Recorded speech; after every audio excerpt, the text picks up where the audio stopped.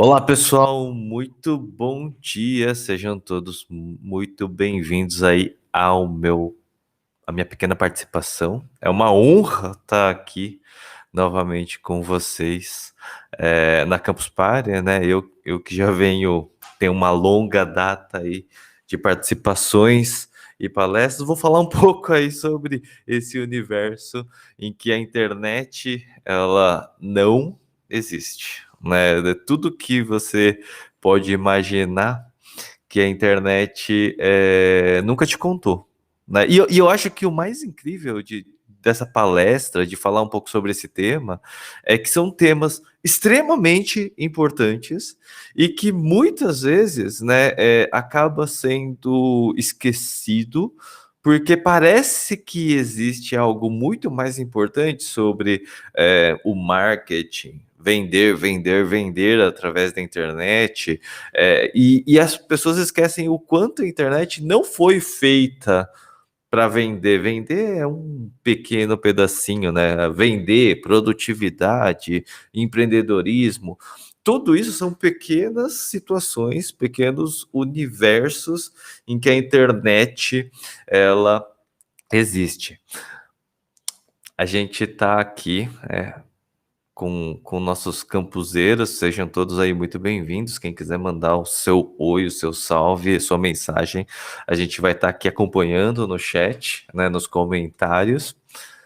E para começar, né, essa é uma ilustração, uma pequena brincadeira, né? Quem acelerou a transformação digital na sua empresa, né? E aí, o mais engraçado é você ver que o coronavírus, o Covid-19, infelizmente, foi um dos maiores agentes de transformação digital que aconteceu aí nos últimos tempos, né? Transformação digital, Web 2.0, internet, são coisas que a gente vem falando pelo menos há 15 anos.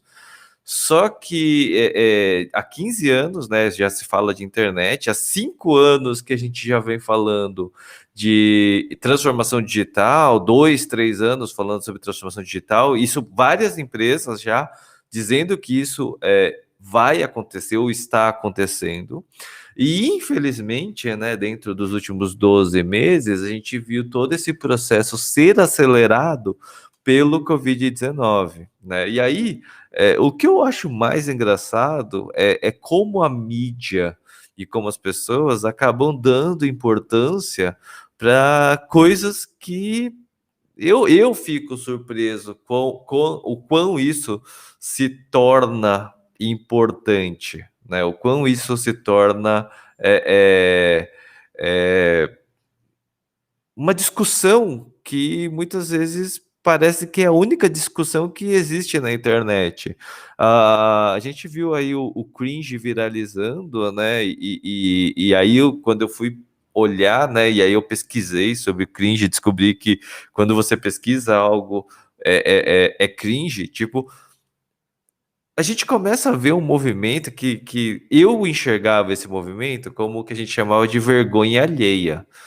E esse vergonha alheia, muitas vezes, eu acho que é mais uma psicopatia social do que uma coisa que deveria ser realmente. Por que que você deveria sentir vergonha do que outras pessoas estão fazendo? Se aquela pessoa não está se preocupando, por que você deveria se preocupar? Eu acho que essa é uma das grandes questões, né? Se aquela pessoa ela está alcançando dezenas de milhares ou centenas de milhares de pessoas e você acha que aquela pessoa é cringe, talvez você seja a pessoa que esteja dando ibope ou impulsionando ainda mais essa situação da pessoa ter mais relevância, tá? Isso daqui é uma brincadeira, isso aqui eu fiz faz 2 anos atrás, né? Fiz uma publicação ah, falando assim: currículo com Hotmail, o que fazer?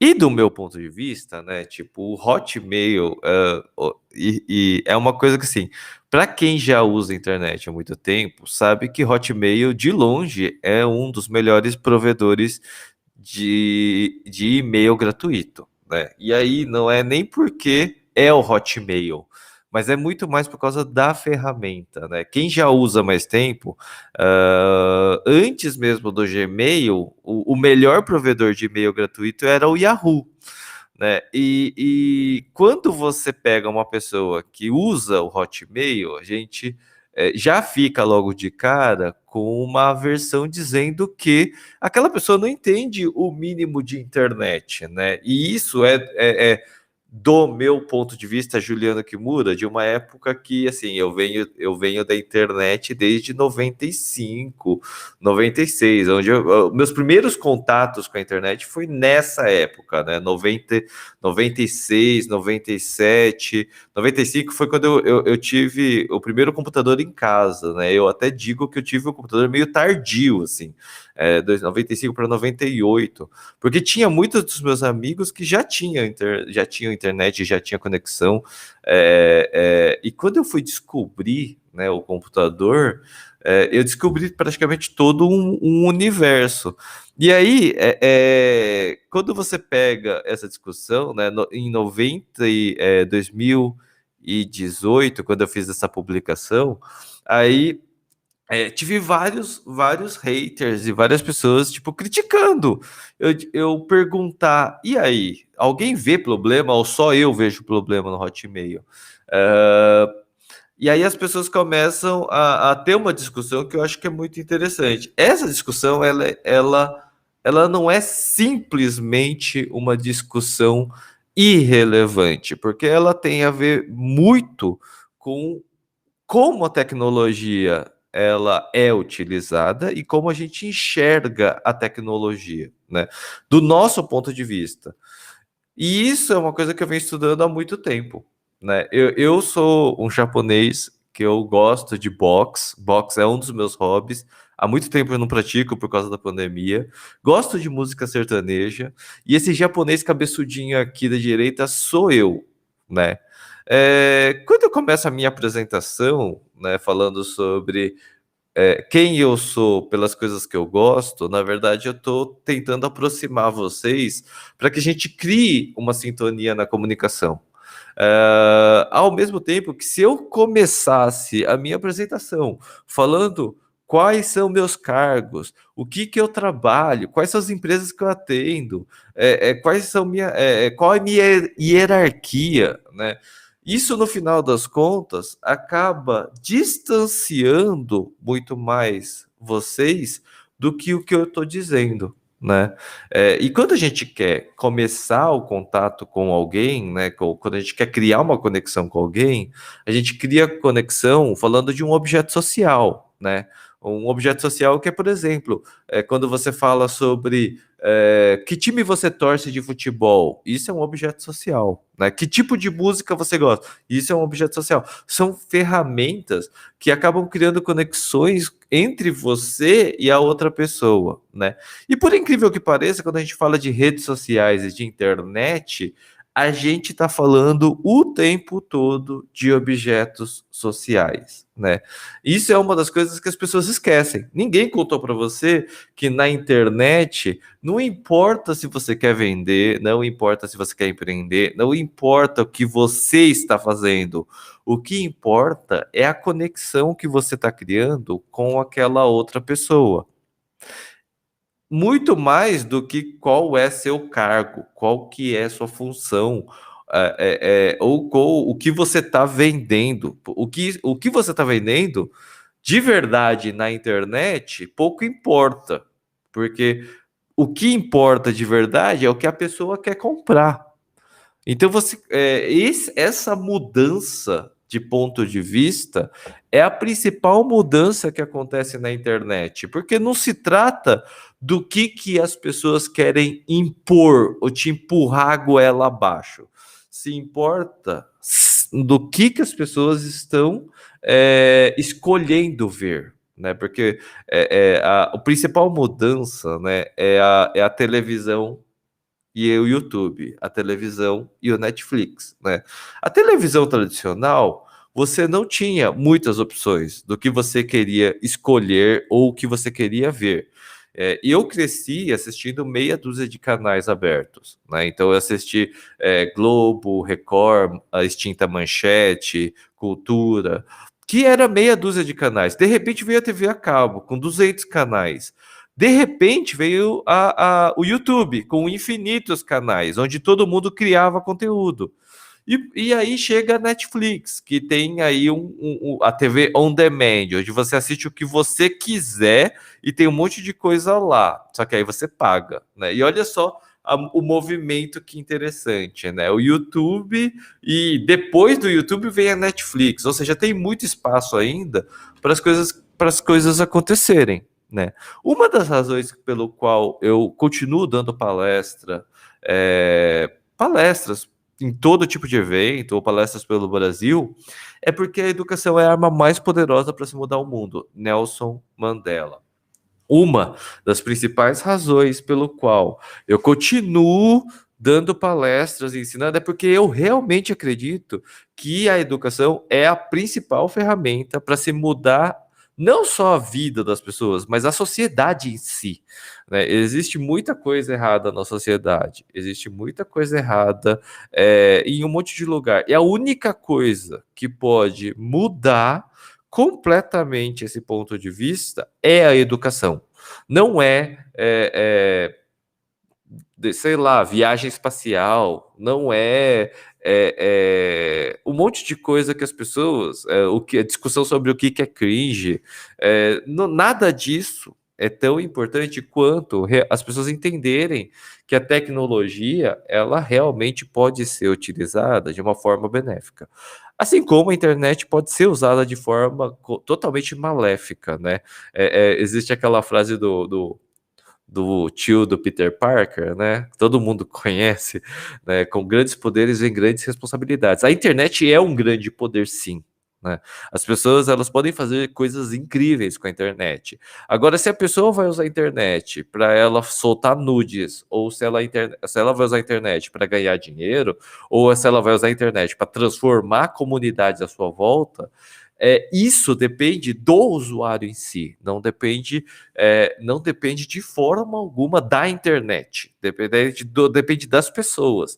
E as pessoas não se mudam com regras, porque a internet não pode ser regrada. Cara, quem estuda a internet, quem trabalha na internet, quem vive a internet, sabe que a internet é um lugar sem regras.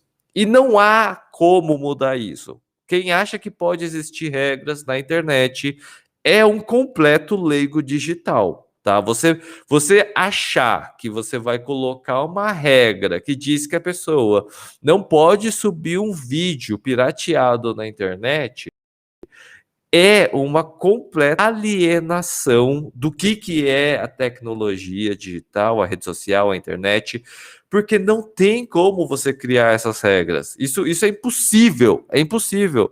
É você dizer assim, vou acabar com a pirataria. Isso nunca aconteceu e nunca vai acontecer enquanto a internet for internet. Pessoal, essa discussão, ela já está acontecendo há 20 anos. Não é agora que isso vai mudar com o Marco Civil da Internet, com o artigo 34 na Europa. Nada dessas coisas vão mudar a internet. E aí, sabe o que acontece quando você cria uma regra que você vai penalizar as coisas na internet? Se você está marginalizando ou criminalizando uma coisa que na internet já é normal.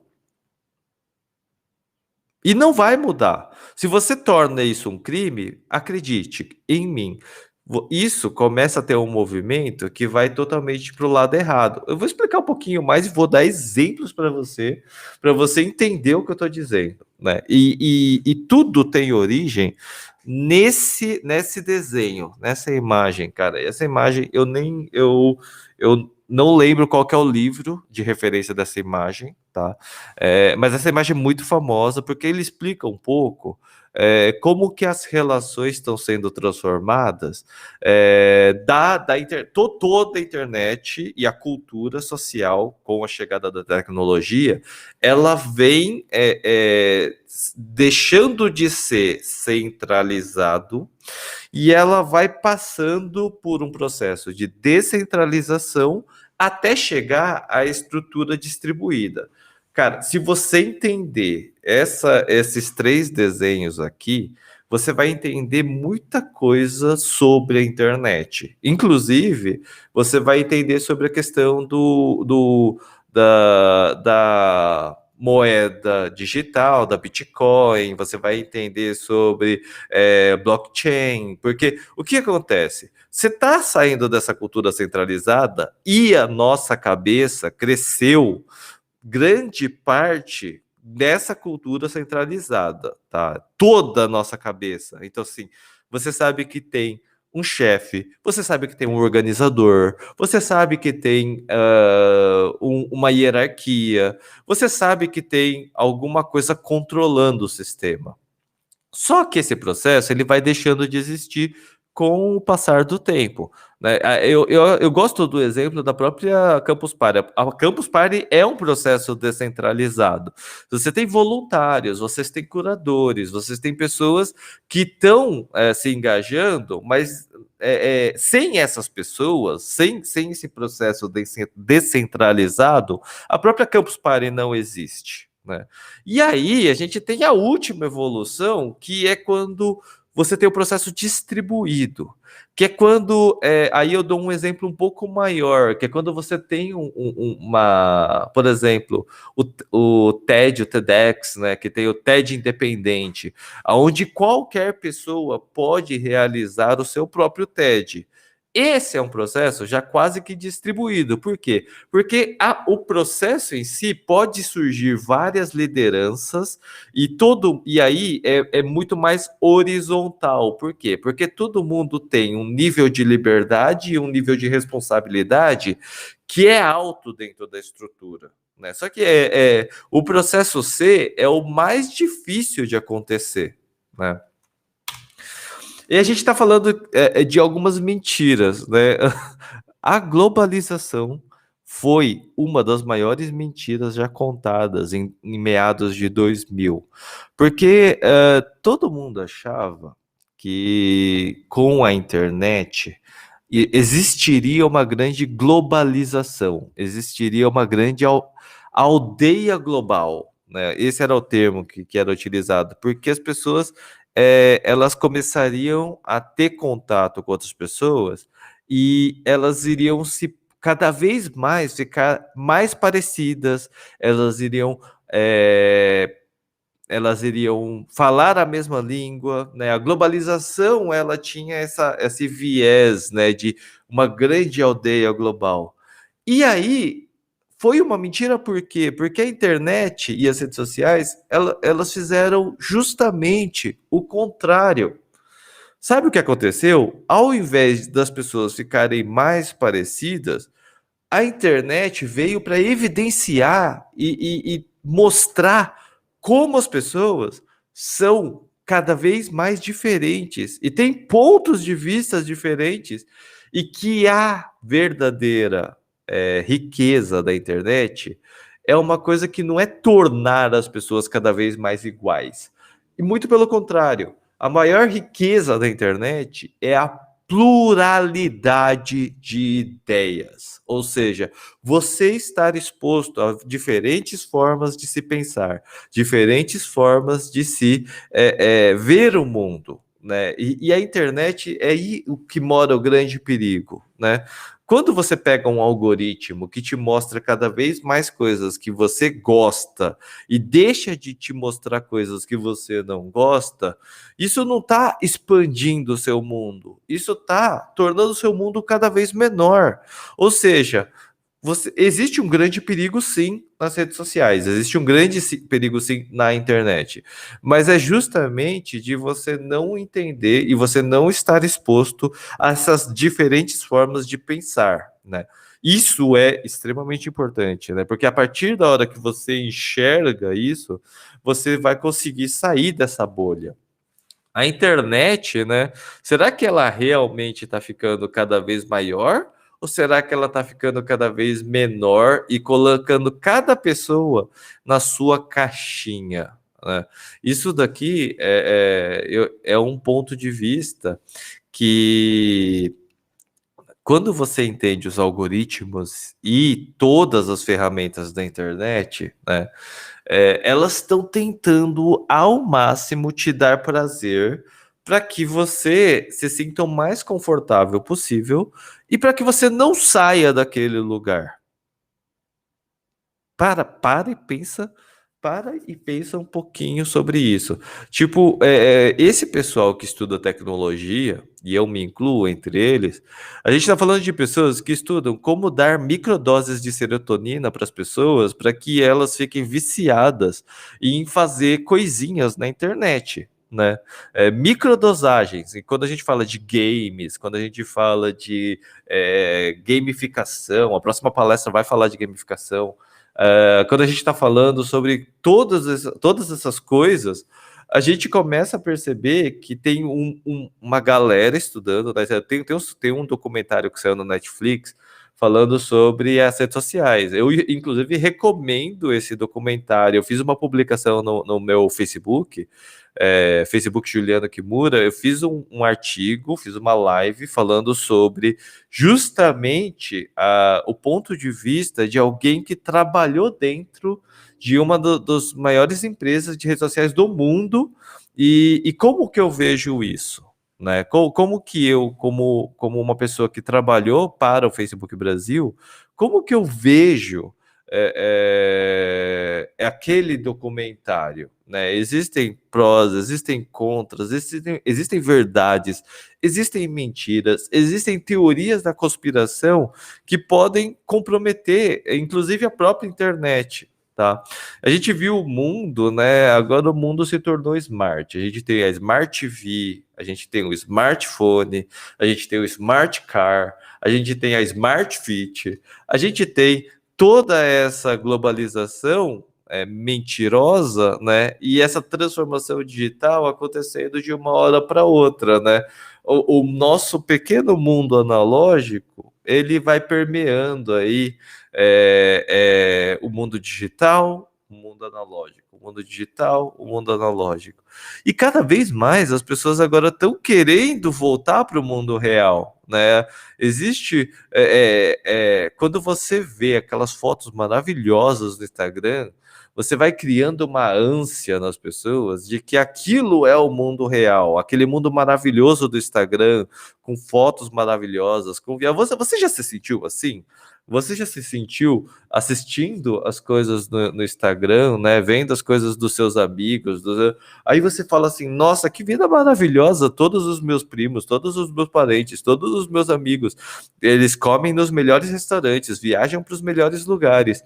E enquanto você está lá no seu dia a dia, trabalhando, ralando, batalhando, só que as pessoas não enxergam que aquilo que eles estão vendo no Instagram, aquela viagem incrível, aquele restaurante, na verdade é um micro momento da vida daquela pessoa, onde ela teve que fazer muitas coisas antes de poder estar desfrutando de um restaurante legal ou de uma viagem legal.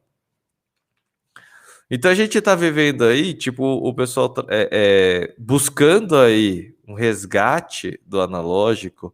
Será que a coisa orgânica e as coisas naturais são mais legais e mais importantes e mais saudáveis do que a gente ficar nesse mar de sangue, trabalhando todos os dias, tipo, quase 20 horas por dia, para a gente ganhar um pouquinho de dinheiro, né? E aí tem uma discussão, eu estava tendo uma discussão muito interessante, né, com meu primo, falando sobre o que é felicidade, né? Será que a felicidade é você ter saúde, acordar cedo, comer só coisa natural? Ou será que a felicidade é você estar cercado por tecnologia, com a melhor medicina, com os melhores hospitais, no meio de uma cidade barulhenta e poluída? Onde que a gente vai chegar, né? Onde que a gente vai para onde a gente vai caminhar nessa grande bagunça, né? E aí eu vejo coisas incríveis acontecendo, né? Tipo assim,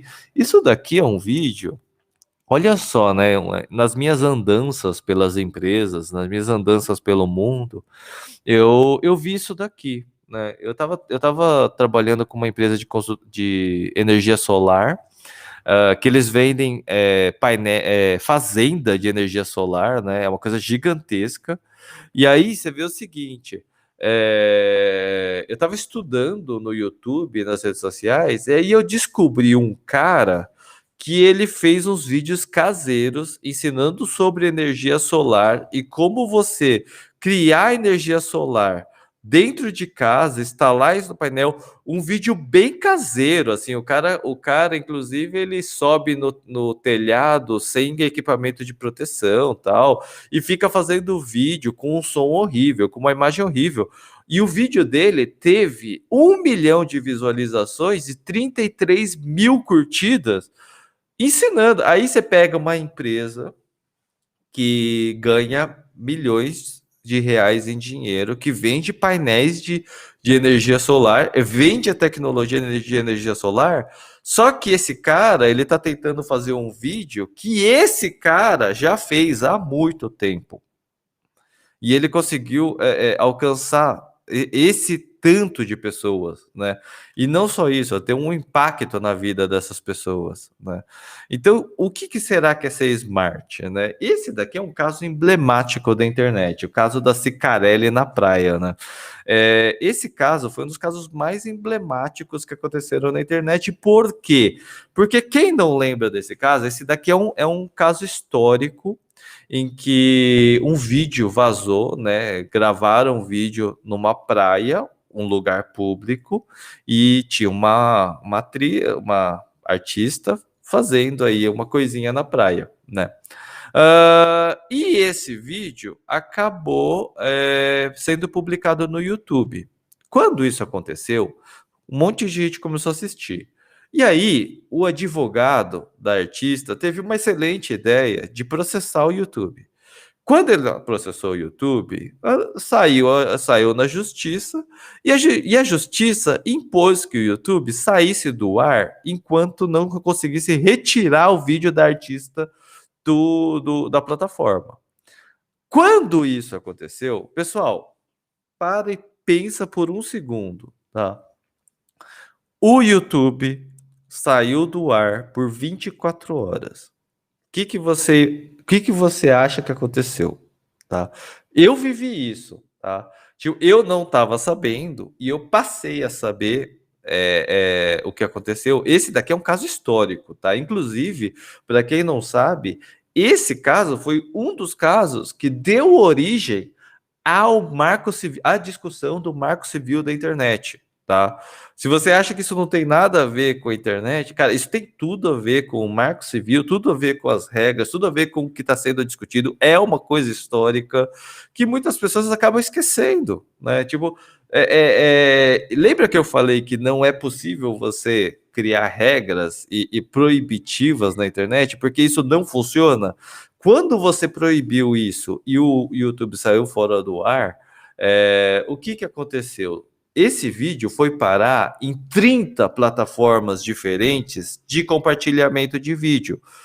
É vídeo que não acaba mais. Ele multiplicou por 10 esses vídeos, né? Por quê? Porque o YouTube saiu fora do ar no Brasil e nada mais normal do que as pessoas que já pegaram esse vídeo publicarem em 10 plataformas diferentes. E quem não estava sabendo passou a saber do caso da Cicarelli. Tá? Esse é um caso histórico. Se você pesquisar na Wikipedia, se você pesquisar em vários lugares, você vai ver que isso é uma das coisas que deu muita força e abriu aí a discussão sobre o marco civil da internet, justamente por causa de ter tirado o canal do YouTube do ar durante 24 horas. Né? Isso daqui tem tudo a ver com as discussões que a gente está tendo ao longo de anos sobre a política tentar controlar e criar regras sobre a internet. Né? Isso em 2012, mais ou menos, 18 de janeiro de 2012. houve um grande evento chamado o Blackout da Internet, que aconteceu em 18 de janeiro de 2012, quando o governo norte-americano estava votando aí dois atos, né, duas regras, duas leis que iam acontecer lá, o Stop Online Piracy Act e o Protect IP App, né, ou também conhecido como Sopa e Pipa. Durante esse movimento Sopa e Pipa, a internet entrou em greve e toda a internet saiu do ar porque o governo norte-americano estava tentando colocar uma regra para tentar controlar a internet, né? Eles estavam tentando criar uma forma de proibir a pirataria, o upload, rastrear os IPs das pessoas que estão subindo conteúdo. Cara, a internet ela ia deixar de existir completamente, porque ia acabar com a internet. Imagina você não podendo compartilhar suas fotos, compartilhar seus vídeos, usar a internet para expressar seu ponto de vista, porque a gente ia ter uma lei, uma regra que ia te controlar. Você não ia poder fazer nada do que você faz na internet hoje em dia, tá? Graças a Deus, quando teve toda essa grande manifestação, a gente, quando eu digo, né, os usuários de internet, a gente conseguiu mudar a opinião de todos aqueles senadores para que eles votassem contra o Sopa e Pipa, para que isso não acontecesse. Ou seja, tudo que a gente tem da internet hoje, e tudo que a gente tem da internet utilizando no nosso dia a dia. Pessoal, isso daqui foi extremamente importante, porque a gente só tem a internet como a gente tem hoje por causa desses acontecimentos. Tá? Isso daqui é coisas que as pessoas não contam para vocês, mas que todo mundo deveria saber sobre a internet. Né? Aí você pega, por exemplo, tanto aqui no Brasil quanto na Europa, você vê aí o artigo 32, artigo 34, lá na Europa, que começou a tirar um monte de canal de YouTube do ar, de YouTube que são crianças, né? E aí você tem, imagina a situação, né, que assim, aquelas crianças e os pais dessas crianças estavam fazendo um trabalho, né, dedicaram vidas. Às vezes, muitas vezes, aquelas pessoas, tudo que elas têm na vida foi o que foi construído por aquele canal de YouTube, por aquela. Imagina assim um pai que tem uma filha, que não tem nenhuma situação financeira, compra um equipamento para fazer transmissão ao vivo, para fazer vídeo, investe na carreira da filha, né? E aí a gente vai cair numa discussão sobre a liberdade disso acontecer, né? Porque tem muita gente que vira que a gente tem os falsos policiais da moralidade na internet, em que as pessoas querem controlar e ditar o que é certo e errado na internet. E isso é completamente preocupante, porque a gente não pode ter pessoas ditando o certo e errado. É justamente isso que a internet, isso vai contra a pluralidade da internet, a pluralidade de ideias, a pluralidade de pontos de vista. Porque a partir da hora que a gente tem uma supremacia sobre algo, você está dizendo que as crianças não podem publicar. Mas quem disse que as crianças não podem publicar? Né? A gente tem que ver que, assim, será que a criança, e aí é que tá, pessoal, presta muita atenção.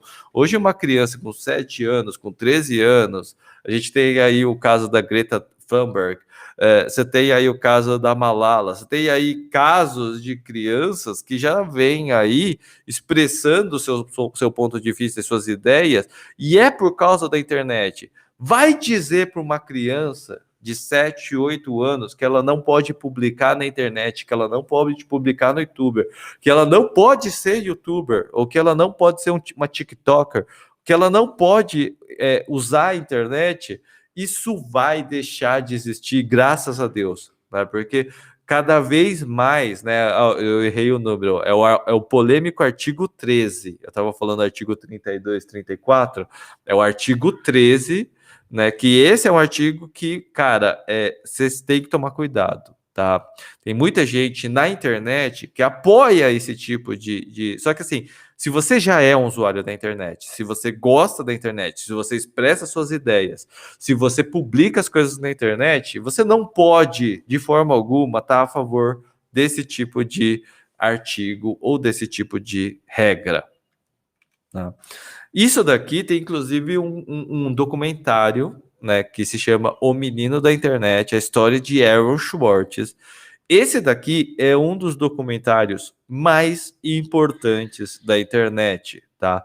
Quando eu vi esse documentário, eu fiquei chocado com essa história. É uma história extremamente contundente. É um jovem que, com 13 anos de idade, já começava a frequentar os fóruns de internet, participou de todo o processo de construção da internet, trabalhou em sites como o Reddit, foi um dos fundadores do Reddit, foi pessoas que trabalharam no Creative Commons, né? É uma das pessoas mais icônicas da internet. Eu não vou dar spoiler dessa história. Assim, todo mundo que trabalha com internet, no mínimo, deve assistir esse documentário, no mínimo. É uma história impressionante, tá? Esse cara, inclusive, assim, não vou contar o meio da história porque é importante, né? Ele foi preso pelo FBI pelo que ele pregava da cultura da internet, tá? E aí muitas coisas aconteceram em volta dele. E ele era um garoto de 13 anos. Ele cresceu com a própria internet, tá? A cabeça eu arrisco dizer que o Aaron era um cara muito à frente do tempo dele, porque ele já enxergava o mundo da internet como uma criança que está nascendo hoje, inserida nesse mundo tecnológico, né? Então, todo esse processo de transformação digital, essa criança, ela já cresceu já sabendo que a internet não existe. Essa criança, ela cresceu entendendo que são as internets, não é uma internet. Eu li um livro de um cara muito incrível também, chamado Frederic Martel, né? O nome desse livro se chama Smart, né? Esse livro, esse cara, né, o Frederic Martel, também é o cara que escreveu o livro do Mainstream, é o cara que fala sobre... ele primeiro é o cara que fala que a globalização é uma mentira, e realmente é uma mentira, né? E aí, ele viajou o mundo vendo como diferentes lugares no mundo usavam a internet, né? E uma das coisas que ele descobriu é que, assim, não existe uma internet. Existe as internets. A internet do dono da padaria, a internet do empreendedor, a internet do profissional de marketing, a internet do cara da inovação, a internet das comunidades e das favelas, porque cada um desses lugares existe uma internet completamente diferente, em que as pessoas usam ferramentas diferentes, usam recursos diferentes, nunca acessam os mesmos sites, acessam sites diferentes, e que essas internets que são diferentes, ela não acontece de território para território, ela acontece da sua casa para a casa do seu vizinho. Ou seja, você não tem a internet, você tem infinitas internets diferentes, moldadas para cada tipo de usuário. Toda essa experiência, né? Eu viajei o Brasil inteiro, onde eu tive a oportunidade de conhecer pessoas dos mais diversos lugares, né? Eu arrisco dizer que só tem, acho que 2 ou 3 estados que eu não conheci no Brasil, onde eu tive a oportunidade de conhecer municípios extremamente afastados, conheci comunidades ribeirinhas lá na ilha de Marajó, viajei todo o interior do Mato Grosso e Mato Grosso do Sul, e viajando o Brasil de norte a sul, né, eu percebo que por que o Brasil é um dos países mais mais heavy users, né? Que tem mais usuários de redes sociais ativos. O Brasil é entre os primeiros.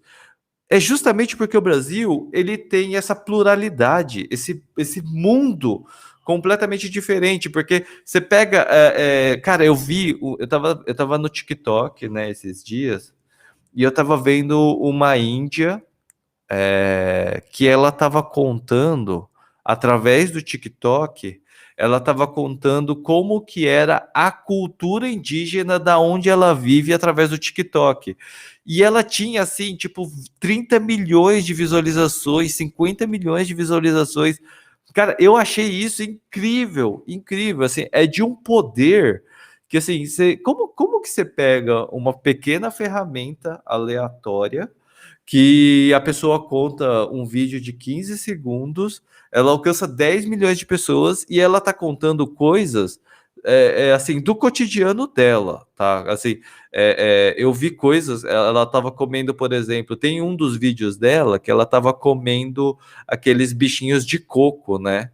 Que é o bichinho que ele come coco a vida inteira e é um bichinho, né? Um verme, ele come coco, eles colocam esse verme no fogo e come. E é deve ser uma delícia. Eu fiquei com vontade, assim. E ela contando, mostrando isso nos vídeos, e assim, com milhões de visualizações. E aí você percebe o quanto a internet é essa ferramenta democrática, né? Como que a internet ela vem transformando o mundo das pessoas e mostrando diferentes realidades, né? Eu acho que a beleza da internet está justamente nisso. Né? Eu tive a oportunidade de escrever um livro chamado Livro Secreto das Redes Sociais. É um livro que não fala sobre como você se inscreve nas redes sociais, mas fala muito do que eu contei aqui para vocês hoje, de todos esses segredos, sobre como a internet é importante ter essa pluralidade de ideias. Eu tento trazer todas essas experiências, porque assim como eu já atendi grandes projetos e trabalhei para grandes projetos, eu também trabalhei para pequenas empresas e grandes empresas, né? Pequenas microempresas também, né? Quando eu viajei pelo Brasil, eu falava principalmente com microempreendedores. E é tão incrível você ter os dois pontos de vista, porque isso expande a sua forma de pensar. Porque quando você fala de um microempreendedor que tem cada centavo e cada real contadinho para suas estratégias e para o seu trabalho, você tem grandes empresas gastando rios de dinheiro só para melhorar sua imagem, né? Eu tive a oportunidade, né, e ganhei alguns reconhecimentos pelos trabalhos que a gente executou nesse meio tempo. Eu sempre acreditei que a internet é um lugar que precisa ser livre, aberto, compartilhado.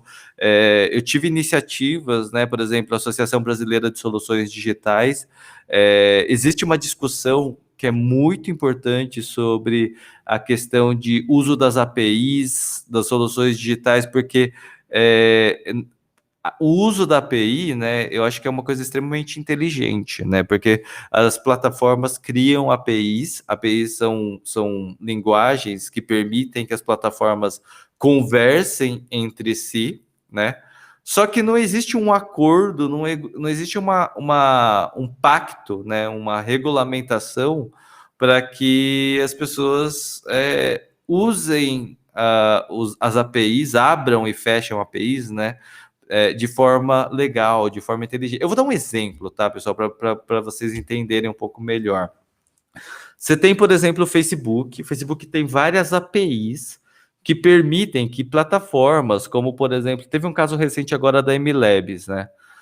A MLabs usa a API do Facebook para poder criar uma solução para que as empresas e os profissionais usem essa solução, né? Agendamento de publicação, dados analíticos, etc. e tal.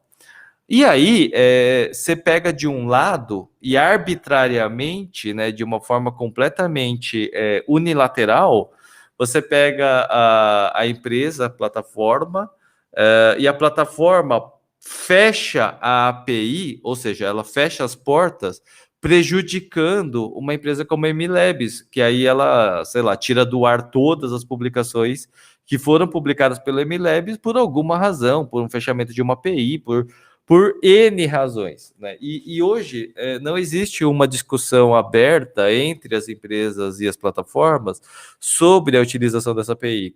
Foi dessa forma que eu estava imaginando que uma associação brasileira de soluções digitais fosse algo importante para o mercado. A gente começa a ver, por exemplo, o primeiro esporte tecnológico chegando ao Brasil, porque a gente tem um esporte que diz o seguinte, né? Imagina um esporte de realidade aumentada que usa tecnologia com atividade física, com coordenação motora, né?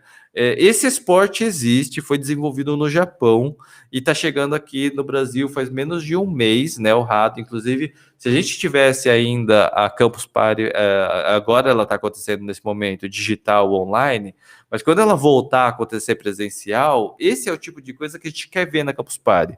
A gente vai levar isso. Eu acho que é uma coisa que a Campus Party tem esse propósito, né? De colocar as pessoas cada vez mais conectadas com novas formas de pensar, novas tecnologias, inovação. E isso daqui é uma das coisas que vai acontecer sim, né? A evolução do esporte, a evolução natural do esporte, né?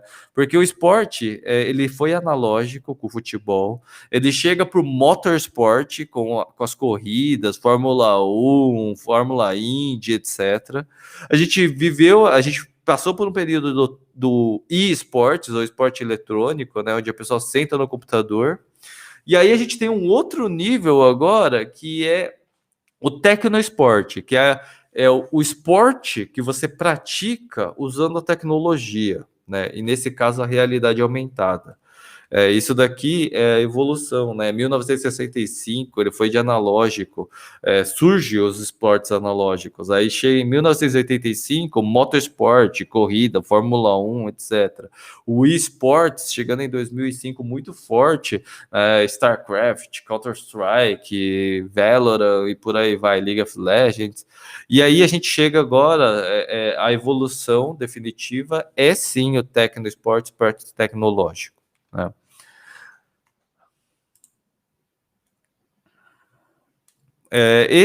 Toda essa transformação, né? A gente tem que enxergar hoje a internet como uma internet pela causa, né? Um agente de mudança. Eu enxergo a internet muito como um agente de mudança, né? Uma das pessoas que vem inspirando muito do que eu venho fazendo e me dando um novo ponto de vista sobre como a internet pode ter um impacto importante na vida dos jovens e na vida das pessoas é o Felipe Gonzalez, né? Que é o cara aí do projeto 1MIO, 1 milhão de oportunidades. É um projeto incrível, que eu tenho orgulho aí de ter tido contato e estar junto com esse projeto. Vem transformando a vida das pessoas para levar 1 milhão de oportunidades para jovens, né? Em situação de vulnerabilidade, e mostrar que a tecnologia em si é um agente de mudança, né? Através da tecnologia, através das novas práticas, através das ferramentas, a gente consegue conectar jovens, né, que estão aí em lugares distantes, né, com oportunidades de trabalho, não só isso, né, preparando também de forma correta as pessoas para esses novos desafios. Não é só simplesmente você dar a vaga de emprego ou mostrar a vaga de emprego, mas também mostrar como que eles podem se preparar para todas essas novas oportunidades, né? Então, eu acho que o trabalho do 1MIO é um trabalho que assim, vem inspirando grande mudança na vida das pessoas, me inspirou. É um trabalho do qual eu enxergo, eu fico olhando, é tão bonito, né? E é tão emocionante você ver aqueles jovens que muitas vezes não têm uma oportunidade empenhando tanto esforço, transformando tantas vidas, sendo voluntários, participando realmente, né, dedicando tempo, se engajando com uma proposta tão bonita como é a proposta do 1 milhão de oportunidades, o MIO, né, que é um projeto da Unicef. Cara, é incrível. Felipe, um grande abraço aí, minha eterna gratidão. É um projeto que assim, não vai ter tamanho, não vai ter limites, né? Eu acho que inclusive tem tudo a ver com o nome, né? Generation Unlimited, né? A geração sem limites. Eu acho que cara, o propósito é tudo, né? E eu tô aprendendo muito. Eu acho que assim, eu vi projetos.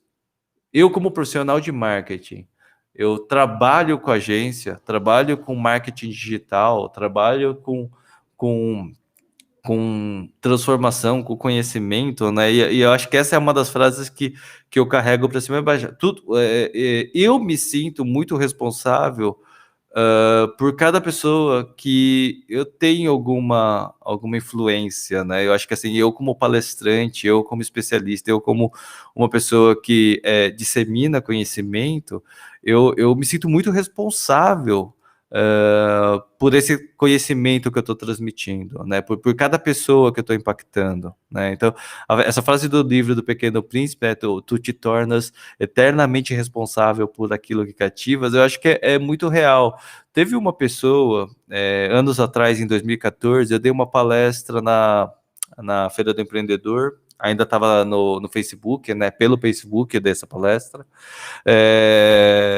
E aí uma pessoa ela veio me procurar depois dessa palestra, um tempo depois, né, e falou assim: Juliano, eu vi a sua palestra do Facebook lá na Feira do Empreendedor, e a minha vida inteira, né, durante 50 anos, eu trabalhei CLT, com um emprego estável, trabalhava na secretaria do Estado de São Paulo, né,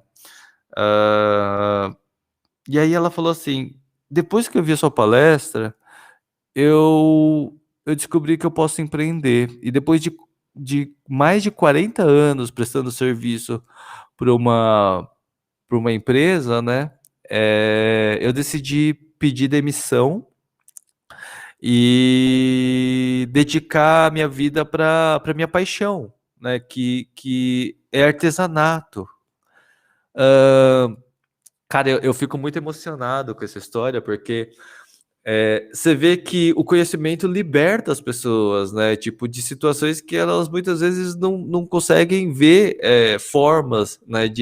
E aí você fala assim, pô, através de uma palestra que eu dei, eu consegui abrir a mente da pessoa num nível que ela pede demissão da empresa, de uma empresa que ela está há 40 anos, de uma segurança, de uma estabilidade, para poder viver o seu amor, a sua paixão, eu acho que é uma coisa incrível, assim, né? Eu tenho uma emoção, eu tenho um carinho muito grande, né? E tanto que quando eu falei com agora eu não me recordo o nome dela, mas quando eu falei com ela, eu falei assim, cara, se você tiver alguma dificuldade nesse caminho que você escolheu, me procura, porque eu vou te ajudar de todas as maneiras. Porque eu me senti responsável, né? Tipo, olha o tamanho da responsabilidade que é você dar um conhecimento que a pessoa pede até demissão, né? Da empresa que ela estava trabalhando. A gente vê aí vários movimentos diferentes, né? O Easy Tax, e aí todo o movimento da tecnologia, né? O Uber, o 99 Tax, você viu os taxistas quebrando os carros do Uber, né? E a cada carro quebrado do Uber aumentava 10 vezes o download do aplicativo do Uber. Eu achava engraçado, né? Na época eu perguntava, né, pro pessoal sobre essa questão. Peguei o Uber. Na verdade, eu comecei a usar o Uber por causa dessas notícias que davam sobre os taxistas quebrando o carro do Uber, né? Então é tão absurdo, porque assim, para vocês entenderem esse movimento, a manifestação do taxista de ele quebrar os carros do Uber, na verdade, ele potencializou o download do aplicativo do Uber nos países. Ou seja, a maior burrada que o pessoal fez foi quebrar os carros do Uber, porque eles acabaram acelerando o processo, né? É um lugar que assim, não tem mais como a gente remar contra a maré, pessoal. Isso já é uma discussão que não existe mais, tá? Essa coisa de você fazer manifestação contra um aplicativo é a coisa mais cringe que pode acontecer entre os usuários da internet. A gente viu o Airbnb, né? O Airbnb, para quem não sabe, foi uma ferramenta que foi extremamente importante durante a Copa do Mundo em 2014 para o Brasil, porque o Brasil não tinha capacidade hoteleira suficiente para atender os turistas aqui na região. Pessoal, olha só que loucura, né? Aí você pega o Airbnb e aí você tem do outro ponto ainda, imagina assim, o lobby político entre a rede de hotelaria para tentar frear o aplicativo do Airbnb. Isso não existe, né? E se o Google, que é o Google, ele deixa de ser Google, passa a ser Alphabet, e ele está aí crescendo, fazendo aquisições, fusões. Hoje, né, na época que eu fiz esse estudo, hoje você percebe, entre o Facebook e o Google, né, o Google na época tinha realizado mais de 40 fusões e mais de 40 aquisições de outras empresas para o leque do Google, né? Enquanto no mesmo período o Facebook tinha feito apenas 8 ou 9 aquisições, né? Hoje, né, você vê, olha que interessante, né? Magazine Luiza, a Magalu, tá caminhando aí para ser talvez a Amazon do Brasil, né? Porque ela está fazendo várias aquisições de várias empresas com uma visão aí também bem audaciosa e bem ousada para tecnologia aqui no Brasil. Né, os centros de inovação, são coisas que estão acontecendo.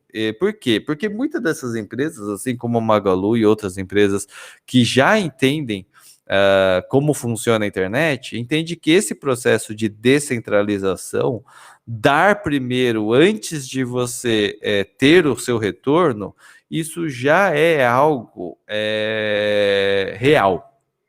real. Hoje em dia, né, e quando eu trabalhei no Facebook, isso era uma coisa que eu aprendi também, que assim, um dos principais valores da internet não tem nada a ver com ferramenta de anúncio, não tem nada a ver com marketing, não tem nada a ver com publicidade, mas tem a ver com uma coisa chamada impacto social. Quanto mais impacto social a sua empresa tem, mais ela vale no mercado. Pessoal, não é mais dinheiro, é mais ativo, é mais impacto social. Se a sua empresa tem uma proposta que tem um impacto social, que muda a realidade das pessoas, a gente está percebendo o quê? Que esse dinheiro ele vem a médio e longo prazo, mas ele vem muito maior do que o dinheiro que está sendo almejado a curto prazo. E essas empresas já entenderam isso, elas já estão investindo, elas já fazem esse circuito, né? Tem um livro chamado The Lean Startup, né? Startup Enxuta, e ele fala o seguinte, né? Erre rápido e acerte mais rápido ainda, né? A gente está vivendo um mundo mais rápido, mais veloz, com cada vez mais recursos, né? E a gente precisa não ter medo, né? Não ter medo de usar essa tecnologia, não ter medo de usar essas soluções digitais, compreender a internet com a sua pluralidade de ideias e estar sempre aberto a novas formas de pensar. Pessoal, se você tem total convicção de que você está certo, se você tem total convicção da sua realidade, posso te dizer, o mundo nunca vai ser maior do que o que você está vendo hoje, né? Eu vou encerrar minha palestra aqui, talvez até um pouco antes do tempo, com uma frase daquele filme que eu gosto tanto. É um filme chamado A Sociedade dos Poetas Mortos, né? E ele fala, uma cena que ele fala o seguinte: Carpe diem, carpe diem. Aproveite o dia de hoje. Faça da sua vida algo extraordinário. É. Meus contatos estão aqui, julianokimura.com.br, né? Se vocês quiserem me procurar no Instagram, no Facebook, eu sou extremamente acessível. Eu acho que ainda tenho mais um pouco de tempo. Bia, tenho tempo ainda aqui? Posso responder umas perguntas, alguns comentários. Acho que... Quanto tempo a gente ainda tem? A gente pode usar o tempo aí, 25 minutos. Pessoal, vamos abrir para comentários, vamos abrir para perguntas. A Bárbara Lins acabou aqui de dizer lindeza. Obrigado, Bárbara, muito obrigado. Muita gratidão. Quem quiser mandar uma pergunta, podemos bater um papo. Esse agora é fórum aberto, pessoal. E agora a gente pode trocar aquela ideia gostosa sobre a internet, sobre como que vocês viram essa palestra, o que vocês enxergaram de valor.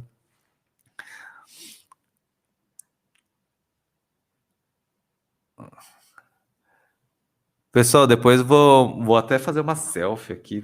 Eu sempre termino minhas palestras com uma selfie.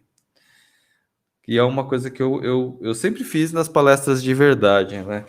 E não pode deixar de ser diferente agora, né? Deixa eu fazer a selfie aqui.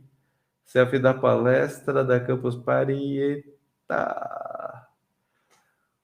Legal. Pessoal, não deixem de estudar. Aqui, ó, a Bia Marci mandou uma pergunta aqui. Você falou sobre proibir não funciona na internet, mas nessa, como fica a questão das fake news? Então, Bia, é justamente pela questão das fake news que a discussão sobre proibir na internet fica complicado, né? Eu estava vendo, por um acaso, eu estava assistindo. Essa discussão ficou muito forte durante as eleições, tá? Porque parece que essa discussão ela só fica mais forte durante as eleições, né? Porque o que acontece? Fake news existe, tá? Ela nunca vai deixar de existir. Fake news existe desde o princípio da internet. Só que o que a gente precisa entender é quem dá poder para fake news, tá?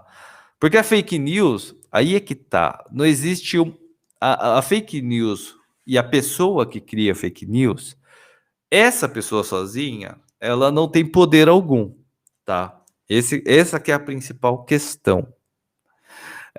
Ou seja, a pessoa que cria a fake news, ela é a menor parcela, assim, se a gente tivesse que pontuar, se a gente tivesse que dizer quem é responsável pela fake news, não é o cara que cria fake news, não é a plataforma que cria fake news. Eu estava falando da mulher, da juíza, né, da Câmara Superior do Tribunal de Justiça lá, ela fez uma fala muito consciente, tá? Hoje, não existe uma forma de você descobrir quem é um autor de uma fake news, tá? Isso é tecnologicamente e humanamente impossível você descobrir a real fonte de uma fake news, porque ela pode ter 1 milhão de fontes, né? Ela pode surgir de várias formas. E você pode até estar punindo a pessoa errada. Sabe por que você vai punir a pessoa errada? Porque muitas vezes a pessoa que está disseminando a fake news, ela viu a fake news em outro lugar. Ou seja, não surgiu uma fonte, surgem dezenas de milhares de fontes. E aí, como que você vai punir, tipo, dezenas de milhares de pessoas. Não tem como. Não existe nenhuma forma plausível disso acontecer. Como que fica essa questão de fake news, né, Bia? É justamente a questão de educação, tá? Por quê? Olha, eu já fui vítima de fake news, inclusive de compartilhar fake news, tá? A única forma de você minimizar os danos da fake news é através da informação, é através da educação, é através de você criar um pensamento crítico mínimo nas pessoas para que elas não simplesmente compartilhem qualquer baboseira, qualquer mentira, né? Eu tava até. Isso me lembra um caso muito engraçado, que era o caso da do ímã com a vacina, né? Tipo assim, o pessoal falava que quando você tomava a vacina da Covid, seu braço ficava magnetizado, você botava um ímã e ficava grudado no seu braço. Cara, eu sem pesquisar, eu já achava isso uma baboseira. Depois que eu fui pesquisar, você vê que tinha várias fontes falando, cara, isso é mentira, né? Mas, mas é o tipo de coisa que, assim, se você parar para pensar por um segundo, você fala, mano, quem em sã consciência pode pensar numa coisa dessa? Uh, existe, Antes de eu entrar na pergunta da Amora, né, sobre a Deep Web, eu vou falar sobre mais um caso que foi muito emblemático. Não sei se vocês lembram, um tempo atrás, apareceu um vídeo que viralizou de uma churrascaria que tinha, que eles apareceu no vídeo uma carne, né, um pedaço de carne com um monte de verme dentro, né? E aí, essa churrascaria eu conheço, né? É uma churrascaria que tem mais de 30 anos de idade. Assim, ó, é uma churrascaria muito tradicional de São Paulo. E aí apareceu esse vídeo. E aí eu olhava esse vídeo, aí o meu irmão me compartilhou esse vídeo, um monte de gente compartilhou esse vídeo, começou a viralizar na internet. Só que olha só que coisa cega, né? Um monte de gente compartilhou, só que aquele vídeo era uma fake, era um vídeo fake. Como que eu sei que esse vídeo é fake, né? Eu fui até a churrascaria, conversei com o dono, tal, e aí, olha só todos os pontos, né? O vídeo, ele foi feito na última mesa da churrascaria. De fato, era um grupo grande de pessoas. Aquele pedaço de carne, quem vai na churrascaria e coloca só um pedaço de carne? Pessoal, se você perceber, tipo, o prato tava limpinho, não tinha nenhuma comida em volta. Quem coloca um prato, um pedaço de carne num prato limpo, assim, num rodízio, entendeu? E detalhe, o cara que corta carne é o garçom. Como que o garçom que cortou a carne, serviu a carne no prato da pessoa, não viu isso? Então, assim, é humanamente impossível isso ter acontecido. E assim, com um pensamento mínimo crítico, você olha e fala assim, cara, é verdade, realmente, isso é muito estranho, né? Então, se você tem o mínimo de discernimento, o mínimo de pensamento crítico, você consegue começar a ter visão do que pode ser uma fake news e do que não pode. O problema é que as pessoas são muito sem pensamento crítico. Elas simplesmente olham, leem o título e compartilham. Esse é o real problema. O problema não é a fake news. O problema é que as pessoas pegam qualquer coisa, leem o título e compartilham. Tá? Tem até um artigo bem antigo que eu li, que era um artigo muito legal, falava sobre geração só a cabecinha, né? Que é a geração que só lê o título e não lê mais nada, né? Essa é a geração que a gente está vivendo hoje. A gente precisa acabar com essa geração. Como acabar com essa geração? Não tem como. A gente tem como educar essa geração. A gente tem como instruir essa geração, né? A Amora Rodrigues, ela pergunta assim: a Deep Web existe mesmo? Amora, primeiro você tem que entender qual que é o conceito de Deep Web. Deep Web, né? O conceito mais simples da Deep Web diz o seguinte: a Deep Web é tudo o que você não consegue encontrar através da Surface Web, né? Que é a web. Eu vou dar uma explicação mais simples, tá? A Deep Web é tudo que você não consegue encontrar publicamente na internet. Tudo que você não consegue encontrar no Google, tudo que você não consegue encontrar no Bing, tudo que você encontrar. Ou seja, a Deep Web realmente existe. E a Deep Web, na verdade, é 99,9% da internet. Por quê? Porque o que você encontra na internet, o que você encontra público no YouTube, o que você encontra público na o que você encontra público nos sites, no portal, tudo isso é Surface Web, ou seja, tudo isso é público, tudo isso você encontra no Google, tudo isso você encontra através de compartilhamentos. O que é Deep Web? Deep Web é praticamente 99,9% da internet. Por quê?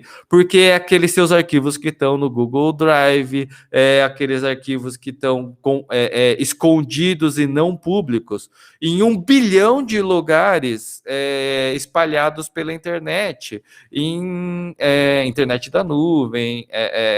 Cara, tem 1 milhão de lugares onde a Deep Web existe. Tá? Então, se você entender o conceito da Deep Web, é que a gente vê a Deep Web do filme, né? Aquela Deep Web onde tem crime, venda de drogas. Cara, aquela é a visão, tipo, é a visão fantasiosa da Deep Web. Tudo isso existe na Deep Web, sim. A Deep Web existe de verdade. Ela é 99,9% da internet é Deep Web de fato, tá?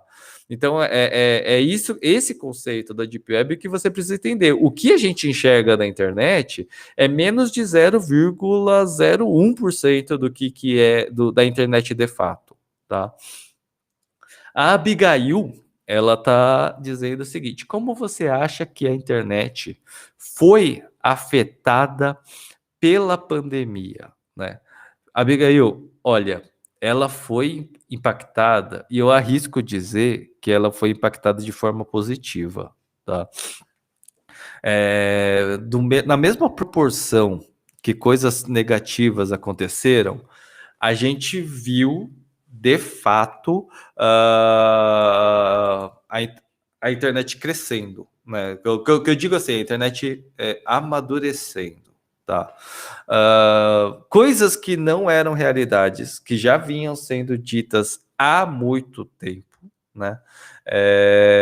Aconteceram. Por exemplo, home office. Cara, home office era uma coisa que o pessoal falava, cara, tendência de mercado, tendência global, todo mundo vai trabalhar de casa, todo mundo vai trabalhar de casa, é o futuro do trabalho. E aí você pega a pandemia, que aconteceu mais ou menos o lockdown em meados de abril, né, do ano passado, aí você fala assim, de repente, de uma hora para outra, pum! Pessoal, ninguém mais vai poder sair de casa, todo mundo vai ter que trabalhar de casa, tá? E aí, Juliano Kimura, profissional que trabalha com inovação, trabalha com redes sociais, mas eu consegui migrar pro trabalho digital até de uma forma, foi dolorosa? Foi, mas eu consegui migrar de uma forma ok. Agora imagina que 99% das empresas, pessoal, eu estou falando 99% das empresas, porque 99% das empresas, eu estou incluindo não só as empresas gigantes, que as empresas gigantes elas já estão tentando passar por essa transformação, mas a gente está falando das micro e pequenas empresas que estão espalhadas ao redor do Brasil, tá? Ao redor do mundo e espalhadas pelo Brasil. Essas empresas, imagina que 99% delas são completamente analógicas, que a gente está falando de padaria, a gente está falando de restaurante, a gente está falando de locais físicos. Agora você imagina o seguinte, tá? Imagina um restaurante que tem, sei lá, 5 anos de vida, tá vendendo comida lá todos os dias, no seu ponto, tá? Tem uma renda ok, confortável. E aí ela tem que fechar as portas por tempo indeterminado durante um ano. E o que que ela faz? O que que ela faz? Aí tem dois caminhos, né? Que aconteceu com a pandemia. Ela fecha definitivamente, e muitas empresas fecharam definitivamente, ou ela vai ter que se adaptar. Como que ela vai se adaptar? Né? E aí, putz, aí é a grande. Que foi como a internet foi realmente afetada pela pandemia. Imagina que, na mesma proporção que essas empresas fecharam, o iFood, você acha que ele caiu ou ele caiu para cima? Porque é, ele realmente, por exemplo, iFood, Rappi, né, aplicativos de entrega, delivery, aplicativos em geral, né, será que eles cresceram? E eu posso dizer que sim. Né? Eu trabalho com uma empresa, né, chamada Logitech. Né? Logitech é uma empresa conhecida pelas marcas de webcam e blá blá blá. Cara, o mercado de webcam explodiu. Chegou um momento que assim, era impossível achar webcam no mercado. E para você ter uma ideia, uma webcam que normalmente custaria R$ 300, R$ 200, ela passou a custar, assim, da noite para o dia, R$ 500, tá? Real, tá, pessoal? Isso aconteceu de verdade, assim.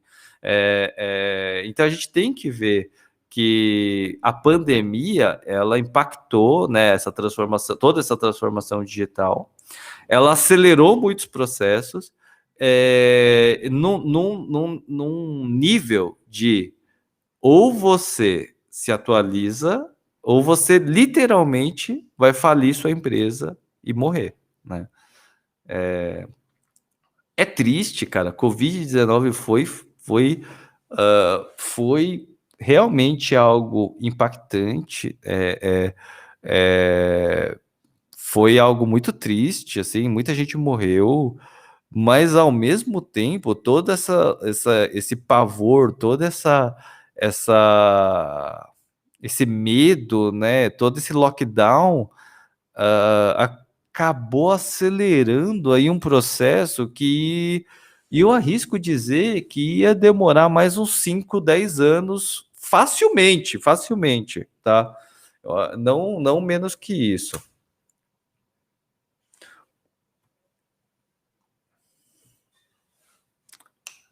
E aí, Bia, mais alguma pergunta? Alguém mandou mais alguma? Cara, eu tô gostando essas provocações, essas perguntas, muito boas as perguntas. Bia, Amora, Abigail, excelentes perguntas. São perguntas extremamente importantes, assim, eu acho muito legal a gente abrir esse questionamento, precisa desse questionamento, né? A gente, muita gente não faz ideia dessas coisas, né? A própria questão da Deep Web, né?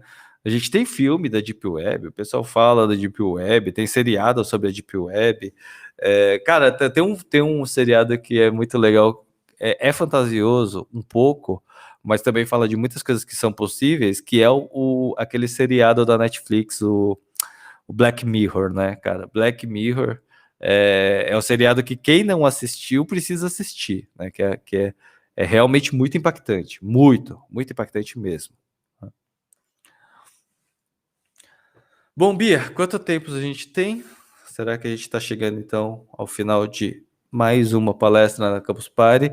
Pessoal, quem quiser me procurar, se você der um Google no meu nome, dá um Google no meu nome, você vai encontrar algumas coisas muito interessantes, outras palestras minhas, muito material, muitos artigos que eu venho escrevendo sobre estudos e coisas que acontecem no mundo digital, né, questionamentos extremamente importantes.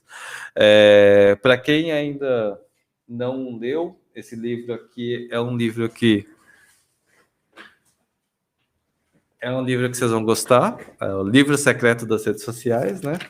E ele fala um pouco sobre essa cultura digital, sobre toda essa mudança desse cenário, né? É um livro que eu acho que vocês vão gostar, vem sendo escolhido por muitas faculdades como um livro extremamente importante da cultura digital, né? Espero que vocês tenham gostado. Foi uma grande honra estar de novo aqui na Campus Party. Espero de verdade, do fundo do meu coração, que no próximo ano ou nas próximas edições a gente volte aí para as atividades presenciais, né? Não tem nada que substitui o calor humano, né? Tem o Danilo mandou aqui, ó. Danilo Amorim mandou uma pergunta. Você acredita que a previsão de que a internet será conectada à nossa cabeça, levando toda a informação diretamente, será possível? Danilo, se você me perguntar tecnologicamente, tecnicamente, sim, vai ser possível. Tá. A grande questão, né, é que assim, o nosso cérebro em si, o volume de informações que trafega pelo nosso cérebro é muito superior, muito maior do que qualquer computador que você imaginar hoje, que existe hoje, né? A tecnologia ela vai continuar avançando, tá?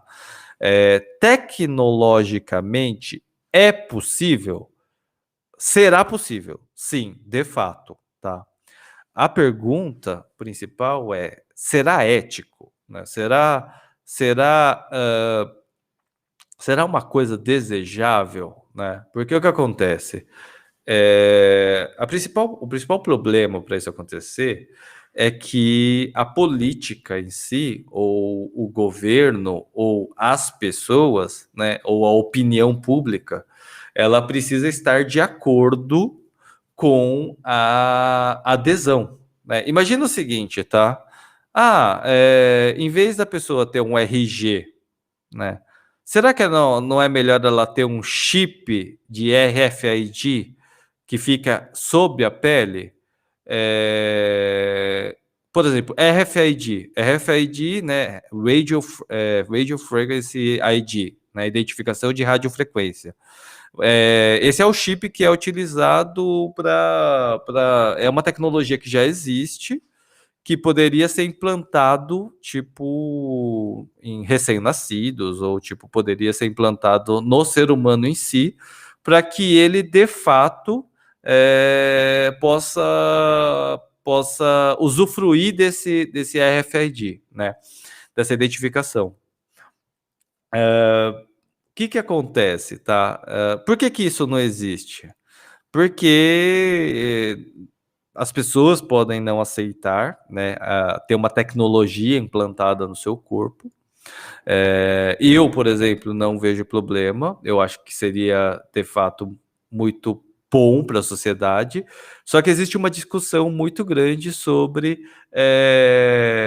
se isso é um poder muito grande, mas pode ser usado também de forma maléfica, né? Como toda tecnologia, né? Como é a internet, inclusive. Então, Danilo, tecnicamente, completamente possível, tá? Talvez não em pouco tempo isso vai acontecer, mas quem sabe daqui uma centena de anos isso aconteça. Beleza? Respondido, Danilo? Pessoal, eu acho que é isso, então. Muito, muito obrigado. Espero que vocês tenham gostado. Meu nome é Juliano Kimura. Vocês podem me seguir, me encontrar aí nas minhas redes. Compartilhem aí o conhecimento. Sejam muito, muito, muito produtivos aí nas próximas palestras. Muito obrigado aí pela audiência. Vejo vocês aí nas próximas palestras, nas próximas atividades. Obrigado, pessoal. Até mais.